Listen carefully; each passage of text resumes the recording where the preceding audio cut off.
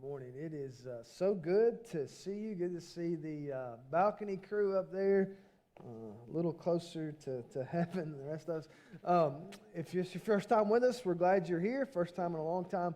We're honored that you're here. If you have your Bible, I want you to turn to Daniel chapter 12. For the last 9 or 10 weeks, we've been working our way through the Old Testament book of Daniel, and today we finally arrived at the last chapter. Now, I know for some of you, you wish we may go a little further. Others of you have been ready for us to move on to something else for quite some time. But wherever you land in all that, we're finally at the last chapter.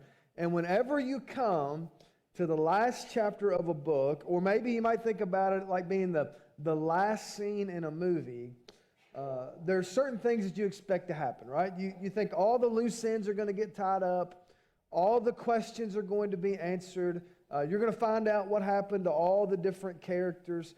You kind of feel like everything is going to be resolved. In the classic story arc, the last part of a book or the last scene of a movie is often called the resolution.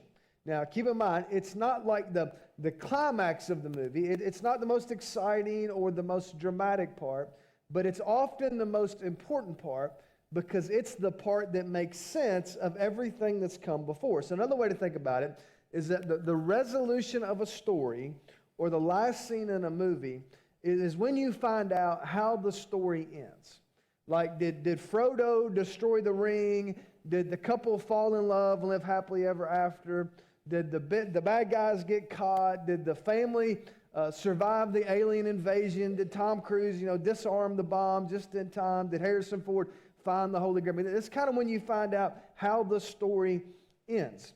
It's also the point when you find out what happens to all of the people who were part of the story. How did what they went through change who they were?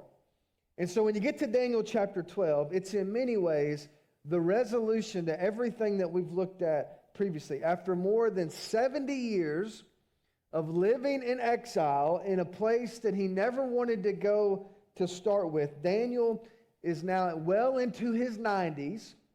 And he knows that his life will soon be over. And if you were with us last week, and I mentioned right at the end of his life, starting in Daniel chapter 10, God gives Daniel sort of one last vision, one last prophecy, and it goes all the way through the end of Daniel chapter 12. Now, if you're a person who's really into this, and you're really into ancient Near Eastern history and the collision of world empires, then you should probably spend some time in Daniel chapter 11.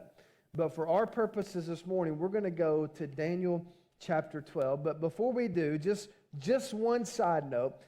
What the vision that God gave Daniel that's recorded in Daniel chapter 11 about how all these world empires are going to collide with one another, and this one's going to move off the scene, this one's going to move on the scene, turned out to be so stunningly accurate that a lot of scholars today think that Daniel 11 was written later and was added in because there's no way that Daniel could have predicted how all of this was going to unfold. Now, I think the better answer to that question, though, is not that it was added in later. It's that this was not something that Daniel discovered. This was something that Daniel was shown. God showed him what was going to happen, and then when that turned out to happen, people were amazed at how it works. And I think the same thing is true of Daniel chapter 12. If Daniel chapter 11 turned out to be true, then it only makes sense that Daniel 12 would also turn out to be true. And so what you have in the last chapter of Daniel is kind of the resolution, not just to Daniel's story, but to the story of world history. In just 13 short verses, Daniel provides us with a sense of closure by answering some questions, tying up some loose ends, and also telling us what's going to happen to every person, every character that has appeared in this unfolding drama. So as you look at this last chapter, there are three things I think are important to understand as we wrap up our study of Daniel. And here's the first one. It's that according to Daniel, things will get infinitely worse, increasingly worse, before they eventually get better. I said it again. Things will get increasingly worse before they eventually get better. Now, at the end of Daniel chapter 11, Daniel describes in more detail this mysterious figure that we looked at a few weeks ago, that most people call the Antichrist. Paul later calls him the man of lawlessness, and he describes how once this person emerges onto the scene, once this person sort of secures their political power, they will shift their attention from political power to declaring war on God's people. And that's where Daniel picks up the story in Daniel chapter 12, verse 1. It says, "At that time, Michael, the great prince who protects your people, will arise. There will be a time of distress, such as has not happened from the beginning of nations until then. But at that time, your people, everyone whose name is found written in the book, will be delivered. Multitudes who sleep in the dust of the earth will awake, some to everlasting life, others to shame and everlasting contempt. Those who are wise will shine like the brightness of the heavens, and those who lead many to righteousness like the stars forever and ever. But you, Daniel, roll up and seal the words of this scroll until the time of the end. Many will go here and there to increase knowledge." Now, last weekend, as we looked at Daniel chapter 10, God gives Daniel this vision. And he says there's this war that's going on and has been going on for a long time that takes place kind of behind the curtain, right? So we got this curtain, and we live in front of the curtain, but behind the curtain, there are all these things that are happening that we don't see, and even if we could see them, we wouldn't understand them. And so he once again reiterates that, and he says, behind the curtain, there's this war that's getting increasingly intense. It's the war between good and evil. And on one side, you've got God and his angels who are doing everything they can to accomplish God's will in God's universe. But opposing them, you have Satan and his fallen angels who rebelled against God's authority, who are doing everything they can to delay God's promises and disrupt God's plans.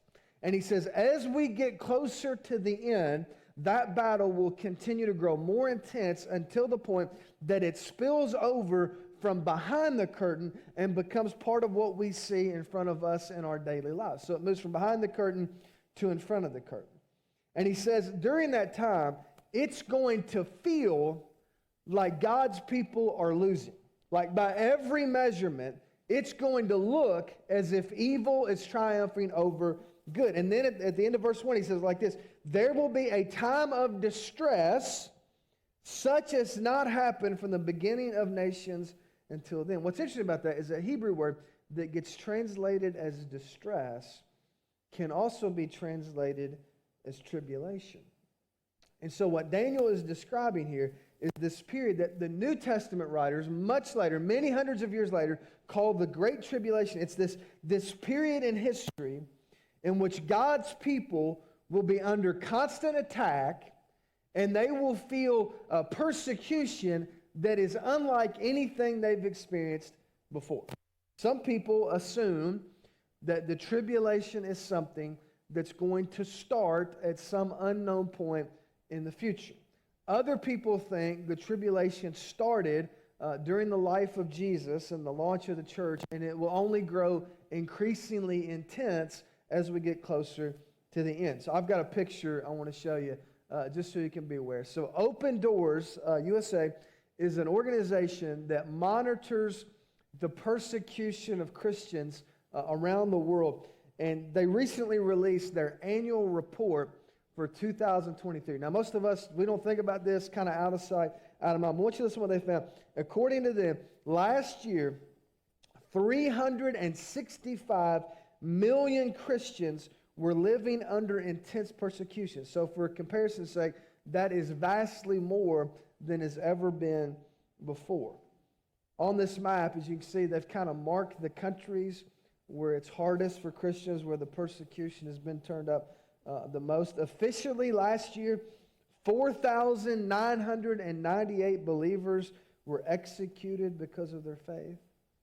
Unofficially, it was many hundreds more. China, listen to this, China raided and then closed over 10,000 churches last year alone. In Iran, there were more Christians imprisoned than any other year in history. In North Korea, it's estimated that right now there are over 400,000 believers in concentration camps, all because of their faith in Christ. Now, I know, like in America, we think we're being persecuted. Like if somebody puts something on Facebook about us, you know what I'm saying? Like this is so far beyond what most of us are even capable of understanding. The CEO of Open Doors said this. She said, the evidence indicates that the noose is tightening around the church's neck as autocratic governments increase their control. Now, I know, like, we hear this and we think, that could never happen here, right? We think, there's no way. We see the map and, that's over there. There's no way that could happen here. But just keep in mind that just because it hasn't happened yet doesn't mean it couldn't. And the other thing to keep in mind is I'm pretty sure if we were to go around the room, there's probably a whole lot of stuff happening now that you thought would never happen until it did. And that's kind of the way it is with persecution. You think, that'll never happen to us. And maybe it won't until it does. That's kind of the bad news. But the good news is that however bad it gets, this period of distress, this period of tribulation, whatever you want to call it, won't last forever. So in the first few verses, Daniel lays out an order of events that's going to take place at the end of history. And what's so incredible about this is even though Daniel wrote these words 500 years before the birth of Jesus, this order of events that he lays out seems to align perfectly with what the New Testament writers later say is going to happen. So here's sort of the big events. First, it's going to start with the tribulation, whatever that looks like, however long that lasts, and that's going to be followed by the resurrection. Once you look again at how Daniel describes this, he says, but at that time, your people, everyone whose name is found written in the book, will be delivered. Multitudes who sleep in the dust of the earth will awake. Now again, that aligns perfectly with what the New Testament writers later describe. At some point in the future, the tribulation will end, Jesus will return, and all of us will be resurrected. We will come back to life. And then you see this last event is going to take place, which is what we call the judgment. The end of verse 1, it says, and everyone whose name is found written in the book will be delivered. Multitudes who sleep in the dust of the earth will awake. And then check this out. He says, some to everlasting life, others to shame and everlasting contempt. If you go to Revelation 20, the Apostle John says basically the same thing. He just paints the same picture from a different angle when he says, then I saw a great white throne and him who was seated on it. The earth and the heavens fled from his presence, and there was no place for them. And I saw the dead, great and small, standing before the throne, and the books were opened. Another book was opened, which is the book of life. The dead were judged according to what they had done, as recorded in the books. And so you see this consistent theme that starts in the Old Testament. It goes all the way through the end of the New Testament, which it says every single person will eventually stand before God, and the books will be open, like the evidence will be examined, the verdict will be rendered, and then the sentence will be announced. Now, for a lot of people, like, that's a scary proposition, right?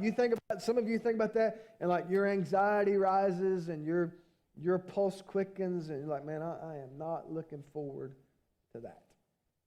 But keep in mind what Daniel said. It all comes down to whether or not your name is written in that book. And if it is, then rather than being something to dread, this is something to look forward to, because rather than being sentenced to everlasting contempt and shame, you'll be welcomed into what Daniel called everlasting life. That's why verse 3 says, hey, if you're wise, like if you're smart about this, you'll make sure that your name is written in that book before you arrive at that moment. So some of you know my friend John Hampton preached, and he's preached here a lot, but he just recently retired from a church in Florida. And I remember this sermon he preached on Revelation years ago, and everybody, Revelation is so complicated, it's a little bit scary, but he had this great sermon. It had 3 points in it. I've never forgotten the points. He said, number 1, God wins. Number 2, pick a side. And number 3, don't be stupid. And that's kind of the whole message in 3 sentences. And that fits perfectly with what Daniel says here. He says, yeah, there's this battle that's raging. And yes, it's intense. And yes, it's going to get worse before it gets better. But eventually, God is going to win this battle. And if you're on His side, like if your name is written in His book, then you get to win too. And so if you're wise, or to put it another way, like if you're not stupid, you're going to be on His side. And then when you get down to verse 5, Daniel, who remember is still caught up in this vision that we looked at earlier from chapter 10, he looks up, and it started in chapter 10. There were 2 sort of mysterious figures that he was encountering. Now it's 3. On one side on the one side of the river, you've got this one angel, and then on this side of the river, you've got a different angel. But then in between those 2 angels, hovering over the surface of the river, which remember is the Tigris River, if you were here last week, is this mysterious man dressed in linen. And we talked about last week that's some form of the pre-incarnate Christ. So this is like Jesus before He became Jesus. This is the second member of the Trinity. And so this angel is looking at Jesus, this pre-incarnate form of Jesus, and the angel then asks a question that's the same question that a lot of us have been asking for a really long time. Verse 5 says this, "Then I, Daniel, looked, and there before me stood 2 others, one on this bank of the river and one on the opposite bank. One of them said to the man clothed in linen, who was above the waters of the river, 'How long will it be before these astonishing things are fulfilled?'" Did you catch that? Like here's this angel, right? And the angel is hearing all this just like Daniel is. And the angel looks at this man that's dressed in linen. And the angel wants to know, when is all this going to happen? Like, when is all this going to go down?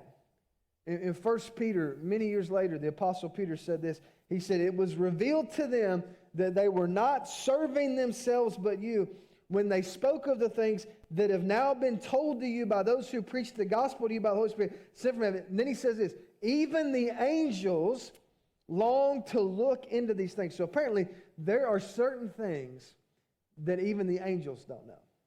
Like there are certain questions that even the angels can't answer.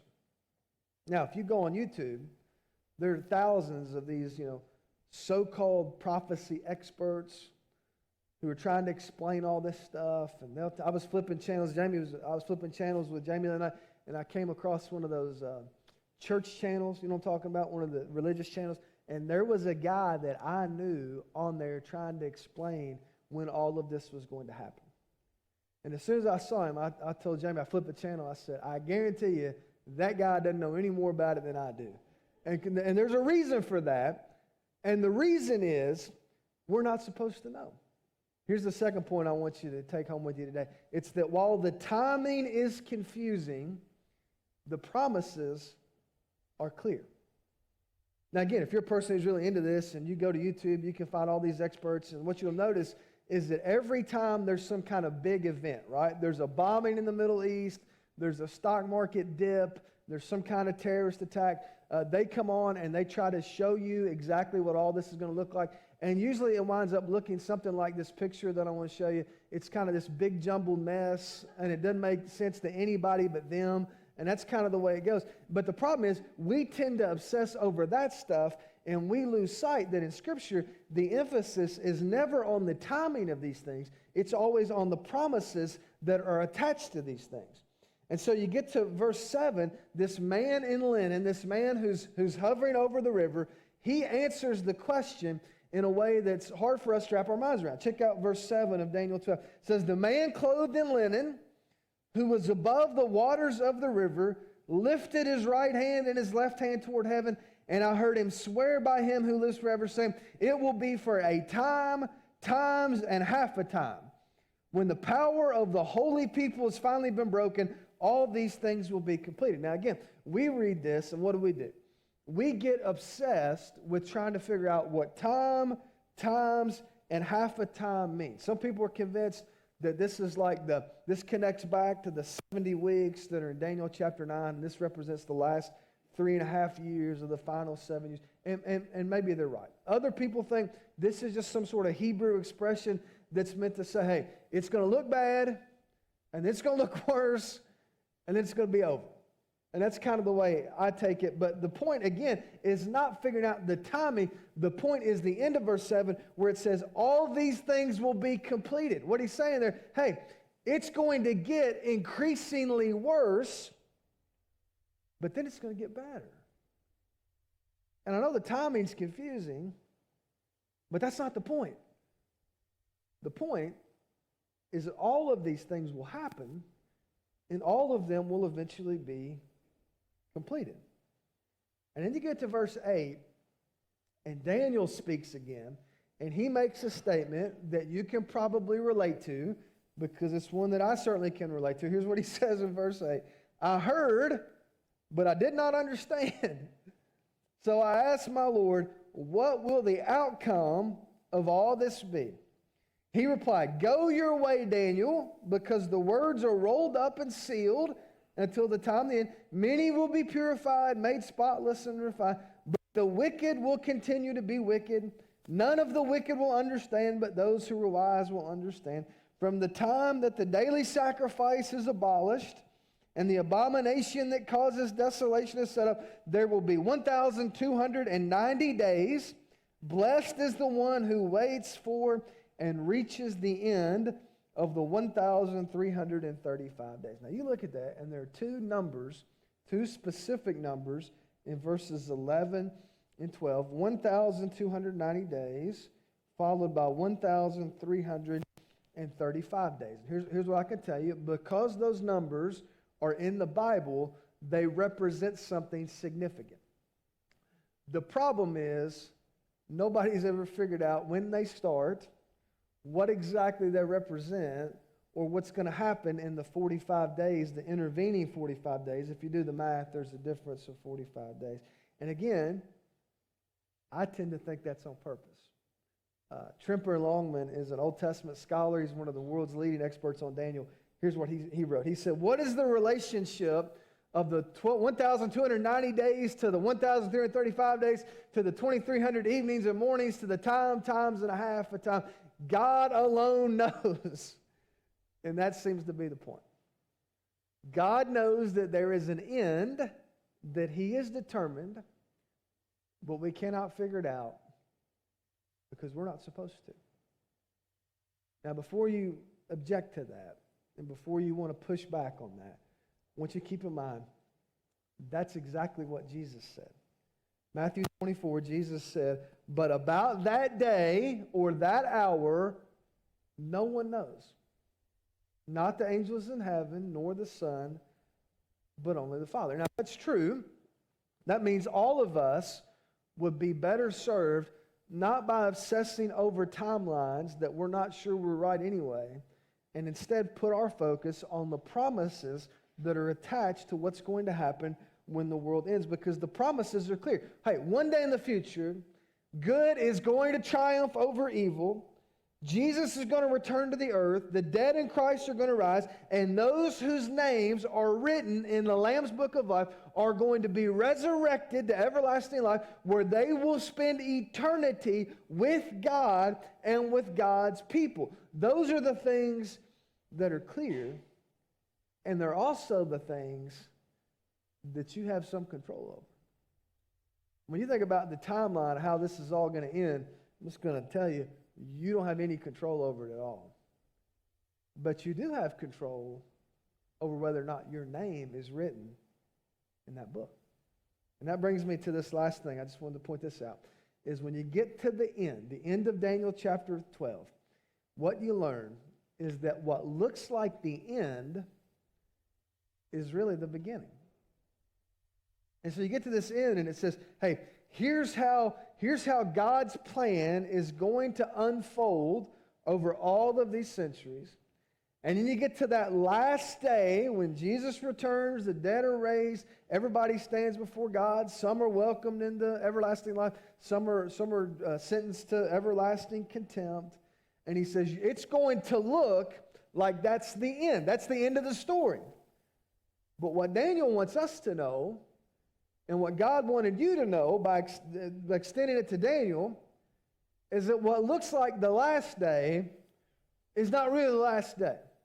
What looks like the end of history is really just the beginning of something much better. So just for a moment, you come to this last paragraph.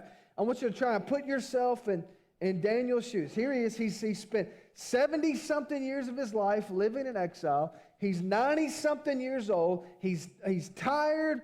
He's depressed. He's discouraged. Everywhere he looks, it looks as if evil is triumph over good. I mean, he's spent his entire life working to restore God's city and rebuild God's temple, and nothing has worked. God's enemies are still in charge. The temple is still torn down. To make it worse, even when the people were given an opportunity to go back to Jerusalem and rebuild God's city, most of them didn't want to go. I mean, here's Daniel. He's right at the end of his life, and we don't know like how long he lived or what the life expectancy was, and in Babylon in 5 centuries BC, but whatever it was pretty far in the rearview mirror for him. And so he gets to the end, and it feels like everything in his life has come up short. Nothing has worked out like he wanted it to. Some of you can relate to that. Some of you, like when you're younger, you had these dreams of what you were going to do, what you're going to accomplish, and you're going to go here, and you're going to do this, and you're going to be this, you're going to become this. And then you get a little older, and you start to realize maybe that's not in the cards. And some of you can relate to what Daniel was feeling. You get to that end, you get closer to that end, and every time you look at the calendar, you're reminded that time is starting to pass you by. What do you do with that? You do what Daniel did. I want you to look at verse 13.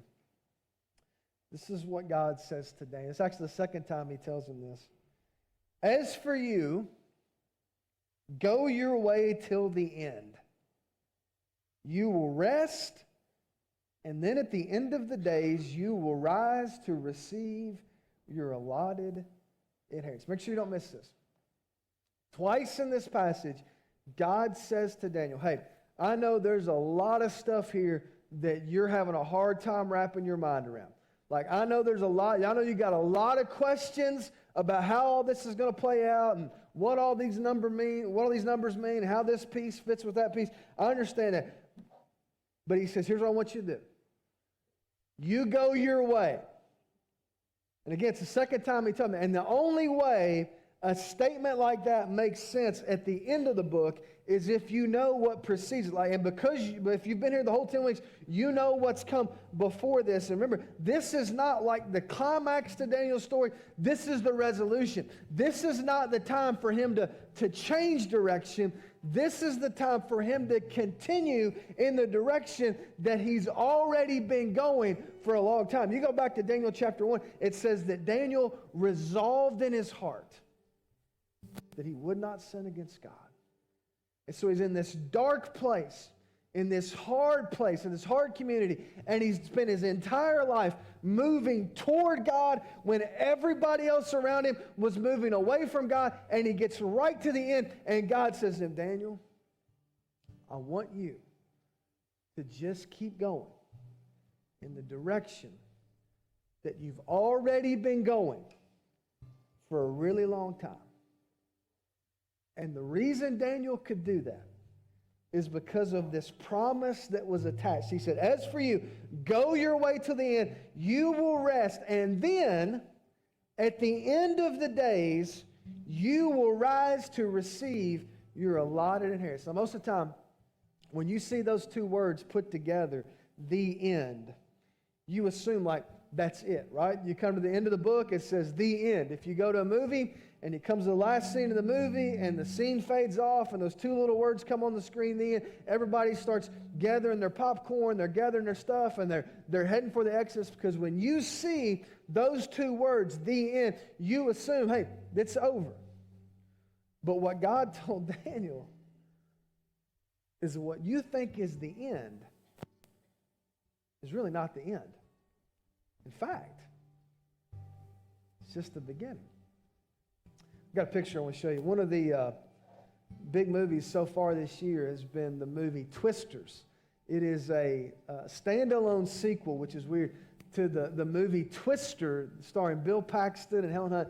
that came out in 1996. Now, film critics say you don't have to see the first one to understand the second one, but if you watch the second one, there are all kinds of references to the earlier movie kind of hidden, embedded throughout the movie. And I'm not going to ruin the movie for you in case you want to see it, but it's been pretty popular with people. It's about these researchers who have developed this new storm tracking technology, and they've come up with a way that they think that you can decrease the intensity of a tornado. Now, if you want to see how it all turns out, then I'm not going to report. You can go watch it. But I will warn you of something. And it took a couple weeks on social media for people to pick up on this. After the movie is over, like after the last scene fades off the screen and the credits start to roll, about 6 or 7 minutes after the credits are rolling, guess what? There's another scene that pops up right in the middle of the credits. Producers call it a post-credit scene. Sometimes in a book you'll see it called an epilogue, and it usually has two purposes. First, it's there to tie up any dramatic loose ends, and secondly, it almost always hints that there'll be another installment in the series. And so in the movie Twisters, right at the end, there is this post-credit scene that strongly indicates that there may be another movie in this series at some point in the future. And that's kind of what Daniel chapter 12 is. You get to the end, you've worked through all the craziness of Daniel, all the prophecies and all the visions, and you get right to the end, and it's like it's describing the end of history, and then the very last verse, it says, hey, just so you know, it's not really the end. Like it kind of looks like it's over, and I know it says it's the end, but it's not really the end because there's something that comes after that if your name is written in the book that's much better than that. But if your name's not written in the book, then you probably don't want to experience that. But just fair warning, whatever you think is like the end is not the end. In fact, it's just the beginning. So with that in mind, I want you to stand with me. And before we close this series and move on to something else, I want you to understand that when it comes to your life, there is one loose end that you cannot afford to leave undone. There is one question that you cannot afford to leave unanswered. Because if you resolve everything else in your life and you leave this one thing unresolved, then when you get to the end, what comes next is not good. That's why Daniel says, hey, if you're wise, you'll take care of this before you arrive at that moment. So if you're here this morning and you're unsure of whether your name is written in that book, then we would love to help you do that. David's here, I'm here, Anita's here. We'd love to pray with you. We'd be honored to answer any questions you might have. We will do anything we can to help you leave with the confidence that your name is written in that book. For some of you, that's not a question. For some of you, that was a decision that you made a long time ago, and you were adopted into God's family. And if that's your situation, I just want you to know, just do what Daniel did. Just continue on your way. Just continue in the direction that you've already been moving. But if that's not your situation, and if you don't have the confidence that comes with knowing your name is in that book, I want to encourage you to change direction. And we'd be glad to help you do that. If you need to pray with somebody, you have questions about that, I want you to leave your seat and meet us on this front row.